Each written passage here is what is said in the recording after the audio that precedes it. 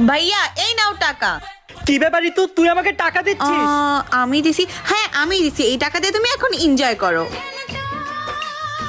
High high গো, এগুলো আমি কি দেখতাছি? হ্যাঁ ভাবি, আজকে আমি ভাইয়াকে টাকা দিচ্ছি। বাহ, আমার বোনটা কতটা বুদ্ধিমান হয়ে গেছে। এই বুদ্ধিমান যদি আর কিছুদিন আগে হইতো তাহলে আমার লাখ লাখ টাকা বেঁচে যাইতো। থাক বোন, তোর এই টাকা আমার লাগবে না, এইটা দিয়ে তুই আর তোর ভাবি শপিং করে আয়। আচ্ছা সত্যি ভাইয়া, চলো ভাবি, চলো রে চলো। Bye bye. স্যার কেমন আছেন? হ্যাঁ আমি ভালো আছি। আপনি বিজনেসের টাকাটা পেয়েছিলেন? কোন টাকা? ওই যে ঋতুকে দিয়ে যে বিজনেসের টাকাটা পাঠালাম। ঋতু, জি ভাইয়া বলেন। এই টাকাটা নিয়ে রাকিব স্যারকে দিয়ে দিবা। আচ্ছা, এটা কিসের টাকা? এটা তার বিজনেসের টাকা। আচ্ছা ঠিক আছে। কি? ইয়ে, কতগুলো শপিং। ঋতু, তুই আমাকে আবারও বোকা বানিয়েছিস। ভাইয়া আমার টাকা দে। এই নাও। 500 টাকা?